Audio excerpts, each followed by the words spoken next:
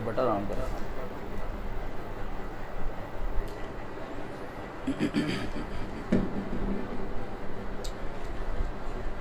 سورہ نساء آیت نمبر 77 پارہ نمبر 5. اعوذ باللہ من الشیطان الرجیم بسم اللہ الرحمن الرحیم. ألم تر إلى الذين قيل لهم كفوا أيديكم وأقيموا الصلاة وآتوا الزكاة فلما كتب عليهم القتال إذا فريق منهم يخشون الناس كخشية الله أو أشد خشية وقالوا ربنا لم كتبت علينا القتال لولا أخرتنا إلى أجل قريب قل متاع الدنيا قليل والآخرة خير لمن اتقى ولا تظلمون فتيلا أينما تكونوا يدرككم الموت ولو كنتم في بروج مشيدة. الم تر الى الذین قیل لهم، کیا مخاطب تو نے نہیں دیکھا ان لوگوں کو، قیل لهم کہ کہا گیا ان سے، کفوا ایدیکم کہ اپنے ہاتھوں کو روکے رکھو، واقیموا الصلاۃ نماز قائم کرو، وآتوا الزکاۃ اور زکوٰۃ دیتے رہو. فلما کتب علیہم القتال پس جب ان کے اوپر جنگ کرنا فرض کر دیا گیا، اذا فریق منہم تو ناگہاں ایک گروہ ان میں سے، یخشون الناس کخشیۃ اللہ وہ لوگوں سے ڈرنے لگے،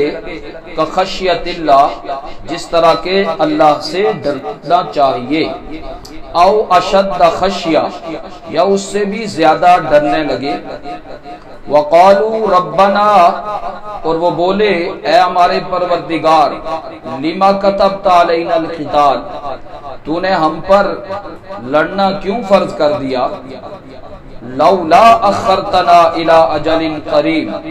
کیوں نہ ہم کو مہلت دے دی، الى اجل قریب قریب کے زمانے تک.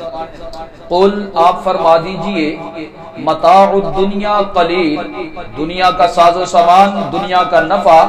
قلیل تھوڑا ہے، والآخرۃ خیر اور آخرت بہتر ہے، لمن اتقى خدا ترس آدمی کے واسطے،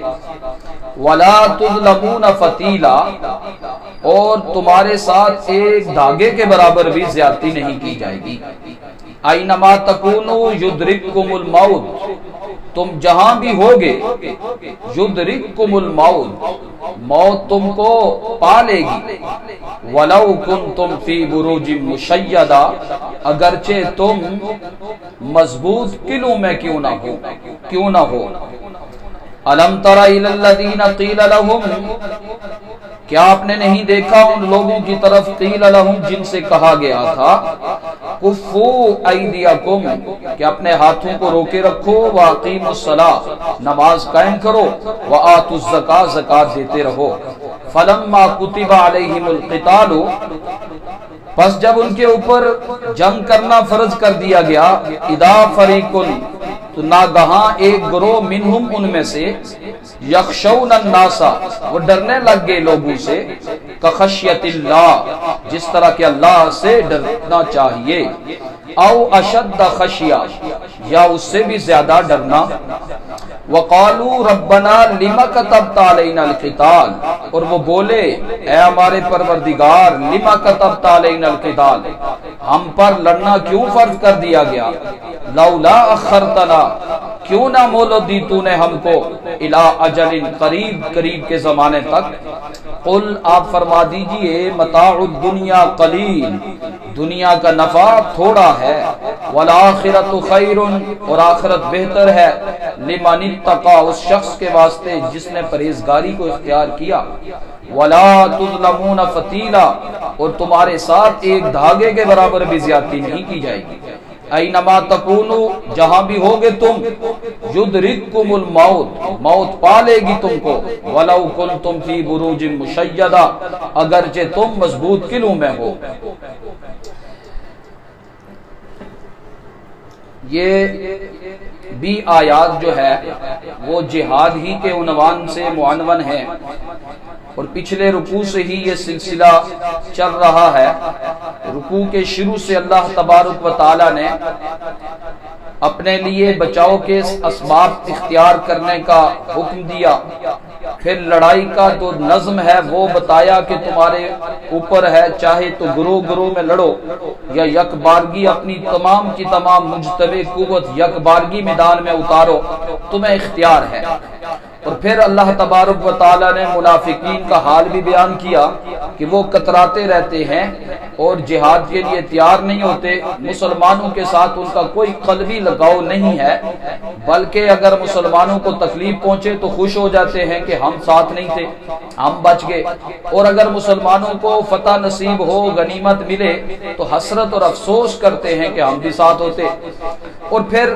آگے اللہ تبارک و تعالی نے قتال جہاد کے متعلق اغراض بیان کی ہیں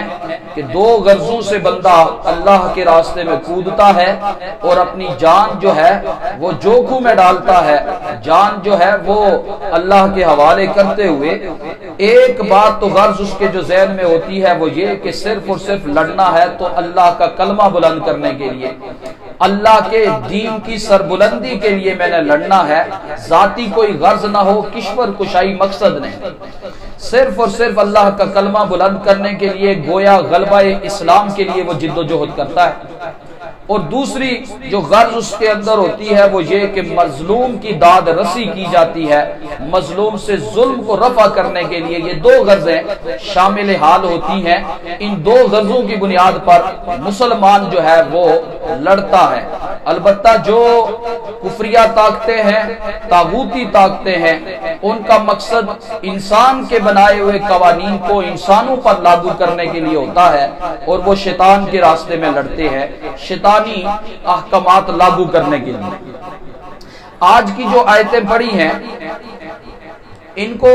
ذرا سمجھنے سے پہلے تھوڑا سا پس منظر آپ ذہن نشین کر لیجئے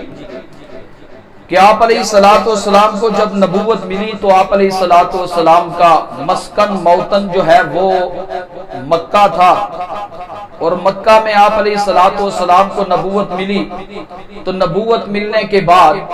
آپ علیہ السلام نے اپنا جو پروگرام تھا، انقلابی پروگرام، وہ عوام میں اس کو اجاگر کرنے کے لیے، پھیلانے کے لیے آپ نے محنت شروع کر دی، اور چیدہ چیدہ لوگ مسلمان ہونا شروع ہو گئے جو گنتی میں آتے تھے، شمار میں آتے تھے۔ اب یہ مسلمان جو ہے اس مکی دور میں ان کو حکم یہ تھا کہ بس نماز پڑھو، زکوٰۃ ادا کرو، یہی تمہاری ٹریننگ ہے، یہی پورے کرتے رہو، اپنے اندر وہ اخلاق حسنہ پیدا کر لو، رب سے بھی لگاؤ اور زکوٰۃ ادا کر کے عوام سے بھی لگاؤ رکھو، ہمدردی ہو، ان دونوں پہلوؤں پہ تم نے کام کرنا ہے۔ جہاد کا حکم نہیں تھا، اپنے ہاتھوں کو روکے رکھنے کا حکم تھا کہ جب تک آرڈر نہیں آئے گا لڑنا نہیں، اور مسلمانوں کو طرح طرح سے ستایا گیا۔ آپ بہت ساری داستانیں پڑھتے ہیں، صحابہ کرام کے واقعات پڑھتے ہیں کہ آگ کے اوپر لٹایا، تپتی ہوئی ریتوں کے اوپر لٹا دیا، لیکن حکم یہ تھا کہ کفو ایدیکم، اپنے ہاتھوں کو کیا رکھنا ہے، روک کر کے رکھنا ہے، ہاتھ نہیں چلانے بس۔ اور یہی حکم 13 جو مکی زندگی تھی 13 سالہ، اس تمام زندگی کے اندر حکم یہی تھا، اور مسلمانوں کو ہاتھ اٹھانے کی اجازت دی۔ پھر مسلمانوں نے وہاں سے ہجرت کی، ہجرت کر کے مدینہ میں پہنچ گئے۔ اب مدینہ میں آ کر کے اللہ تبارک و تعالیٰ نے یہ احکامات دینا شروع کر دیے کہ اب تمہاری ٹریننگ پوری ہو گئی ہے، لہذا اب اللہ کے راستے میں تم لڑ سکتے ہو، اب تم تلوار اٹھاؤ اور اٹھا کر کے کفار کے سامنے آ جاؤ اور کافروں کو مارو، ان کی گردنیں مارو، فَضْرِبُوا فَوْقَ الْأَعْنَاقِ وَاضْرِبُوا مِنْهُمْ كُلَّ بَنَانٍ، ان کے جوڑ کاٹ دو، یہ کرو۔ تو یہ حکم جو ہے یہ مدینہ کی زندگی میں آ کر کے لاگو ہوا۔ اب مکی زندگی میں جب مسلمان طرح طرح سے ستائے جا رہے تھے، بہت زیادہ تکلیفیں دی جا رہی تھی کہ جس کی وجہ سے ہجرت پر مجبور ہو گئے تھے، اس زمانے میں نا کچھ لوگ کھڑے ہو جاتے اور رسول اللہ صلی اللہ علیہ وسلم سے کہتے کہ یا رسول اللہ، یہ لوگ ہمیں ستا رہے ہیں، ہمارے بھی تو ہاتھ ہیں، پاؤں ہیں، ہم لڑ سکتے ہیں، اور ہماری تو پچھلی جو داستانیں ہیں وہ اتنی زیادہ ہیں کہ ہم چھوٹی چھوٹی بات کے اوپر اتنے زیادہ زمانے تک لڑا کرتے تھے، لہذا آپ حکم دیں ہم ان کی گردنیں اڑائیں۔ تو حکم کے لیے بےتاب تھے کہ جہاد کا حکم آ جائے۔ اب یہاں اللہ تبارک و تعالی جو ہے لطیف سے اشارے کے ساتھ ان لوگوں کو یہ بتلانا چاہ رہے ہیں کہ دیکھو اس زمانے میں تو کہتے تھے کہ جہاد ہمارے اوپر آ جائے، ہم لڑیں، کافروں کو ماریں، اب جب حکم آ گیا ہے تو اب بہانے تلاش کرتے ہو اور اب کہتے ہو کہ کیوں نہیں ہمیں مہلت دے دی گئی۔ اسی کو یہاں بیان فرمایا گیا، فرمایا الم تر الی الذین قیل لهم، کیا آپ نے ان لوگوں کو نہیں دیکھا، قیل لهم جن سے کہا گیا تھا کفوا ایدیکم، اپنے ہاتھوں کو روک کر کے رکھو، روک کے رکھو، واقیموا الصلاۃ وآتوا الزکاۃ، نماز قائم کرو اور زکوٰۃ دیتے رہو۔ یہ دو حکم تھے۔ اقیموا الصلاۃ یعنی رب کے سامنے جھک جاؤ، بدنی تکالیف برداشت کرو، کیونکہ آگے جا کر کے تم سے اقوام عالم کا ایک کام لیا جائے گا اور بڑا ایک کام لیا جانا ہے، اور غلبہ اسلام کے لیے تمہاری جانوں کی ضرورت ہوگی، تو ابھی چھوٹی موٹی مشقتیں برداشت کرو کہ سخت سردی میں وضو کر کے جان کو تکلیف پہنچتی ہے یہ اپناؤ، اور پھر بستر کو چھوڑنا، اور یہ ساری کی ساری چیزیں، یہ جسمانی جو تکالیف ہے یہ چھوٹی موٹی یہ برداشت کرو۔ اقیم الصلاۃ، نماز قائم کرو۔ ویسے عام روٹین میں تو ہوتا یہ ہے کہ جو کفار ہیں وہ اپنے فوجیوں کو تیار کرنے کے لیے ورزش کرواتے ہیں، وردی پہنا دی، اٹھک بیٹھک کرو جی، یہ کرو وہ کرو، یہ بھی ضروری چیزیں ہیں، یہ بعد کی ہیں، لیکن مسلمان کی اصل ٹریننگ جو ہے وہ ان دو چیزوں سے ہوتی ہے، ایک اقامت صلاۃ سے اور دوسری ایتاء زکوٰۃ سے، کہ جان دینے والا بھی ہو اور مال لگانے والا بھی ہو جائے، کہ جان لگا کر کے یہ تعلق با اللہ پیدا ہوگا کہ نماز جو ہے یہ دین کی بنیاد ہے، جڑ ہے، اسی سے باہمی مساوات قائم ہوتی ہے کہ کوئی امیر ہے غریب ہے ایک ہی صف میں کھڑا ہو کر کے نماز پڑھتا ہے، یکجہتی قائم ہوتی ہے، ڈسپلن قائم ہوتا ہے کہ امام کہتے ہیں اللہ اکبر، سارے ہاتھ اٹھا کر کے اللہ اکبر کرتے ہیں، پھر اللہ اکبر کہہ کر کے رکوع میں جاتا ہے، ساری قوم جھک جاتی ہے، سجدے میں امام جاتا ہے، سارے کے سارے ساتھ جھک جاتے ہیں، تو پورا ایک طریقہ کار ہے۔ فرمایا اقیم الصلاۃ، نماز قائم کرو۔ دوسری چیز وآتوا الزکاۃ، زکوٰۃ دیتے رہو، یعنی فی الحال تمہیں جہاد کا حکم نہیں ہے بلکہ تم نے یہ دو کام کرنے ہیں، نماز قائم کرنی ہے، اس سے تمہارا اللہ کے ساتھ تعلق بنے گا، اور دوسری زکوٰۃ دیتے رہو۔ زکوٰۃ جو ہے یہ اس کی تفصیلات، نصاب اور مقرر جو کی گئی ہے وہ تو مدنی زندگی میں کی گئی، البتہ اجمالی حکم جو ہے وہ مکی زندگی میں بھی تھا کہ اپنے مال میں سے کچھ حصہ اللہ کے راستے میں دینا ہے، مساکین کو، یتیموں کو، اور جو آپ کے قریبی رشتہ دار ہیں اور جو نادار لوگ ہیں ان کو دینے کا یہ حکم تب بھی موجود تھا، تو اس لیے یہ دو حکم کرتے رہو۔ پھر جب اللہ تبارک و تعالی نے آگے فرمایا فلما کتب علیہم القتال، جب ان کے اوپر لڑنا فرض کر دیا گیا کہ لڑو اللہ کے راستے میں، تو اب ایک گروہ ان میں سے، اس سے پتہ چلا کہ یہاں مخاطب جو ہے وہ مسلمان ہی ہیں، کیونکہ منافقین کا حال پیچھے ہو چکا ہے، یہ وہ مسلمان تھے جو تھے سچے مسلمان، البتہ اس موقع پر جب جہاد کا حکم آیا تو ان لوگوں سے بھی اس طرح کی بات ہو گئی، وہ کیا کہنے لگے، یہ والی بات، یخشون الناس، لوگوں سے ڈرنے لگ گئے، کخشیت اللہ، جس طرح کہ اللہ سے ڈرا جاتا ہے لوگوں سے ڈر محسوس کرنے لگے، یا اس سے بھی زیادہ ڈر، یعنی اللہ کے مقابلے میں لوگوں کی خشیت دل میں پیدا ہو گئی۔ اب اس میں یہ ذہن میں بات آ سکتی ہے کہ صحابہ کی جماعت ہے، نبی علیہ الصلوۃ والسلام نے ان کی اصلاح فرمائی ہے، اور آپ علیہ الصلوۃ والسلام کے ساتھ یہ اٹھنے بیٹھنے والے لوگ ہیں، اور آپ علیہ الصلوۃ والسلام کی صحبت ان کو حاصل ہوئی ہے، پھر تو یہ یاد رکھیے کہ یہ طبعی طور پر ان کے دل میں یہ بات آئی. طبیعت جیسے موت ہے، مجھے بھی پتا ہے، آپ کو بھی پتا ہے، سب کو یقین ہے موت آنی ہے، لیکن طبیعی طور پر ناگوار تو ہے نا. ہر آدمی موت سے بچنے کی کوشش تو کرتا ہے نا. کوئی آدمی گاڑی کے آگے آتا نہیں آتا، کیونکہ اس ہے تو موت یقینی چیز، لیکن پھر بھی طبیعی طور پر آدمی اس سے تھوڑی سی ایک غیر انسیت محسوس کرتا ہے، ناگوار گزرتی ہے. ایسے ہی اس کو آپ اس زاویے سے دیکھیں کہ یہ لوگ جب کسی کو ستایا جا رہا ہو نا، آپ کو کسی آدمی نے پکڑا، گریبان سے پکڑا ہوا ہے، مار رہا ہے، اس وقت آدمی میں جوش جذبہ ہوتا ہے کہ میں بھی 2-3 مار دوں، جوش جذبہ ہوتا ہے. لیکن یہ چھوڑ گیا، گھنٹہ گزرا، 2 گھنٹے گزرے، 3 گھنٹے، آپ امن میں ہوگے، سکون میں ہوگے، وہ غصہ اتر گیا. تو اب اس وقت اگر آپ کو کہا جائے تو وہ غصہ جو ہوتا ہے نا وہ ٹھنڈا ہو چکا ہوتا ہے، اب لڑنے کو جی نہیں کر رہا ہوتا. تو ایسی ہی کیفیت تھی کہ جب مکی زندگی میں یہ لوگ پس رہے تھے نا ظلم کی چکی میں، اور طرح طرح کے مصائب ان کے اوپر آئے، تو اب اس وقت تو ان کا جوش جذبہ جوان تھا. انہوں نے کہا ہمیں اجازت دی جائے کہ ہم بھی ان کو ماریں. لیکن جب اللہ تبارک و تعالیٰ نے وہاں سے ہجرت کا حکم دیا، اب مدینہ میں آ کر کے آرام اور آسائش سے رہنے لگ گئے، تو ایسے موقع پر ان سے یہ طبعی طور پر یہ بات ہو گئی. یا تو بعض مفسرین نے لکھا ہے دل میں یہ خیالات پیدا ہوئے کہ اللہ نے ہمیں تھوڑا سا اور جینے کا موقع دے دیا ہوتا، تھوڑی سی اور مہلت مل جاتی کہ ہم یہ آسائش کے ساتھ رہ لیتے. اور بعض مفسرین نے کہا اگر انہوں نے یہ بات زبان سے کہی بھی ہے تو یہ اس طبعی تقاضے کی بنیاد پر کہی ہے. وہ جذبہ جو تھا اس وقت جوان، وہ اب تھوڑا ماند پڑ گیا تھا. لیکن یہ سارے صحابہ کی بات نہیں ہے، فریق منہم، ان میں سے چند. تو ہو سکتا ہے اس طرح کی پوری بڑی جماعت کے اندر کمزور ایمان والے بھی ہوتے ہیں، ایمان کمزور بھی ہو سکتا ہے. لہذا ایسے افراد نے یہ بات کہی کہ اللہ تبارک و تعالیٰ نے فی الفور ہمارے اوپر جو یہ جہاد کا حکم نافذ کر دیا ہے، لولا اخرتنا الی اجل قریب، یہ کوئی بطور اعتراض کے نہیں تھا، تبھی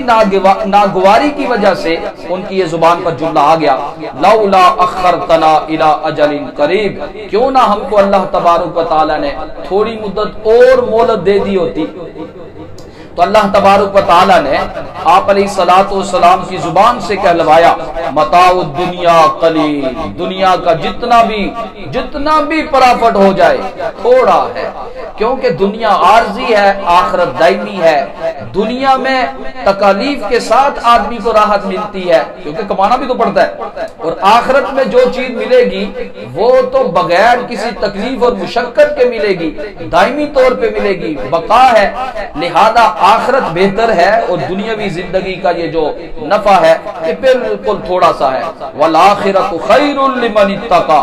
آخرت کی زندگی خدا ترس آدمی کے واسطے بہت بہتر ہے. اور ان کے ساتھ جو جہاد کے میدان میں شریک ہوں گے ان کے ساتھ ذرہ بر بھی، ایک دھاگے کی برابر بھی زیادتی نہیں کی جائے. ایک تفسیر تو میں نے آپ حضرات کے سامنے یہ رکھ دیا. اس تفسیر کے مطابق تو یہ ہے کہ جب ان کے اوپر مصائب تھے، مکی زندگی میں یہ پس رہے تھے، اس وقت تو بہت آگے آ رہے تھے کہ جی ہمارے اوپر جہاد کا حکم کیوں نہیں آ رہا. اب جب جہاد کا حکم آیا تو خوش ہونا چاہیے، لیکن بجائے خوش ہونے کے یہ ناگواری کا اظہار کر رہے. دوسرا اس آیت کا مفہوم یہ نکل سکتا ہے کہ جب تک نماز کا اور زکوٰۃ کا حکم تھا تب تو بڑے پکے مسلمان تھے کہ زکوٰۃ دو، نماز پڑھتے رہو، تو بڑے پکے مسلمان تھے، بڑے دیندار. جی ہم تو صف اول میں نماز پڑھتے. جو ہی حکم ہوا کہ قتال کے لیے نکلو تو تمہارے وہ ایمان کے سارے دعوے کیا ہو گئے؟ درے کے درے رہ گئے. ایسا نہیں ہونا چاہیے. اور تیسرا مفہوم یہ بھی اس آیت سے نکل سکتا ہے کہ اللہ تبارک و تعالی ان کو یہ آگاہ کرنا چاہ رہے ہیں کہ دیکھو جب تک اللہ کا نبی تمہارے اندر نہیں آیا، ایمان اسلام کی روشنی سے تم روشناس نہیں ہوئے تھے، تب تک تو چھوٹی چھوٹی بات کے لیے تمہاری تلواریں نیام سے نکل جاتی تھی اور دوسرے کی گردنیں اڑانے کے لیے تیار ہو جاتے تھے. اب جب اللہ تبارک و تعالی نے تمہارے اوپر احسان کیا اور تمہیں نماز اور زکوٰۃ کا پابند بنا کر کے جب اب اسلام کے خوگر بن گئے ہو، عادی بن گئے ہو، اب جہاد کا حکم آتا ہے تو تلواریں نیام سے نکل ہی نہیں رہی۔ ایسا نہیں ہونا چاہیے، بلکہ وہ سابقہ جو روش تھی اس سے زیادہ تم لوگوں کو اب اللہ کے راستے میں لڑنا چاہیے۔ باقی رہ گئی یہ بات کہ بندہ تھوڑے نفع اٹھانے کے واسطے کہ میں زندہ رہوں، تو یہ بات یقینی نہیں کہ جو آدمی میدان میں چلا جائے گا وہ مر جائے گا اور جو گھر میں ہوگا وہ زندہ رہے گا۔ اینما تکونوا، چونکہ اس چھوٹے سے ٹکڑے کا تعلق پچھلی آیت کے ساتھ ہے اس لیے میں نے وہ ساتھ پڑھ دیا۔ اینما تکونوا یدرککم الموت، جہاں بھی تم ہوگے موت نے آ کر کے تمہیں دبوچ لینا ہے، موت آ کر کے رہے گی۔ وَلَوْ كُنْتُمْ فِي بُرُوجٍ مُشَيَّدَةٍ، اگرچہ تم بہت مضبوط قلعوں میں بھی ہو جاؤ نا تو بھی موت وہاں پہنچ جائے گی۔ اور یہ جو عمارتیں ہم نے بنا رکھی ہیں نا اور ہم اس دیوار سے آر پار نہیں جا سکتے، فرشتوں کے لیے یہ عمارتیں ہوا کی طرح ہیں۔ جس طرح پرندے ہوا کو چیر کر کے چلے جاتے ہیں، ایسے فرشتے ان دیواروں کو چیر کر کے اندر آ جاتے ہیں۔ وہ لطیف مخلوق ہے، ہر جگہ سے اندر آ جاتی ہے۔ علامہ حافظ ابن کثیر رحمہ اللہ نے اس میں ایک بڑا عبرت ناک ایک واقعہ ذکر کیا ہے، اور علامہ ابن جریر اور مجاہد کے حوالے سے اس کو نقل کیا ہے۔ وہ فرماتے ہیں کہ پہلے زمانے میں ایک خاتون تھی، ایک عورت تھی، اور وہ عورت جو ہے اس کا یہ زندگی کا وہ اس کو درد شروع ہوا اور اس نے بچہ جنا۔ جب بچہ پیدا ہوا نا تو اس نے اپنے خادم سے کہا کہ جاؤ اس کے لیے کچھ سامان لے کر جاؤ۔ اور خادم جب باہر نکلا نا تو دروازہ کھول کر جو ہی باہر نکلا تو ایک آدمی نمودار ہوا، اور اس نے آ کر کے اس سے کہا کہ دیکھو اس عورت نے کیا جنا ہے۔ اس نے کہا ایک بچی پیدا ہوئی ہے۔ اس نے کہا اچھا، وہ بچی جو ہے نا یہ تم یاد رکھنا، یہ بچی 100 آدمیوں سے زنا کرے گی اور آخر جب اس کی موت آئے گی تو ایک مکڑی اس کی موت کا سبب بنے گی۔ اب یہ جو خاتم تھا نا، اس نے بجائے اس کے کہ جا کر کے وہ ساز و سامان لاتا، واپس گیا، چھورا لیا اور اس بچی جو پیدا ہوئی تھی نا اس کا پیٹ چاک کر دیا۔ اب پہلے دن کی بچی ہے اور اس کا اس نے پیٹ چاک کر دیا، گویا اپنی طرف سے اس کو مار کر کے نا خود بھاگ گیا کہ کہیں میرے اوپر مقدمہ نہ بن جائے۔ چنانچہ وہاں سے نکلا، سمندر کراس کر کے خود چلا گیا۔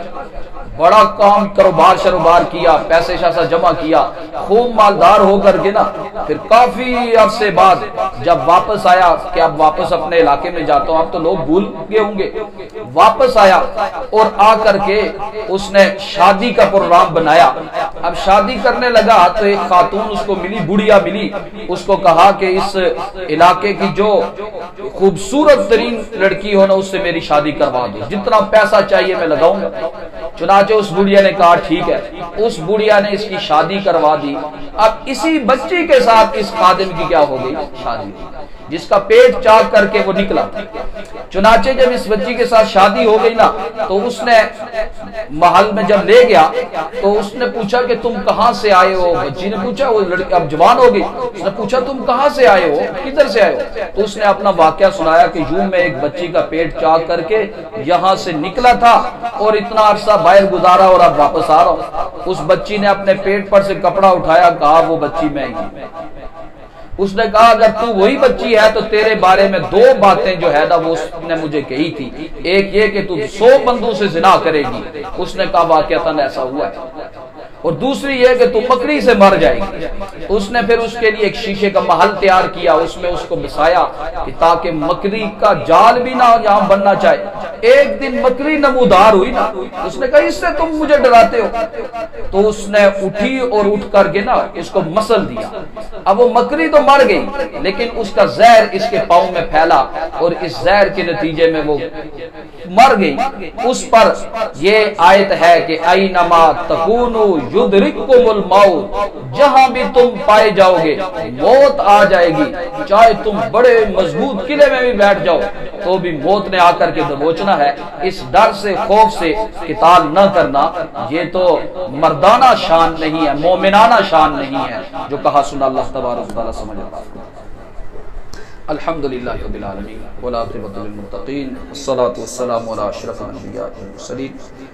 اللهم أعنا على ذكرك وشكرك وحسن عبادتك. اللهم اكفنا بحلالك عن حرامك واغننا بفضلك عمن سواك. اللهم إنا نسألك علما نافعا وعملا متقبلا ودعاء مستجابا ورزقا طيبا واسعا والشفاء من كل داء. ربنا تقبل منا إنك أنت السميع العليم برحمتك.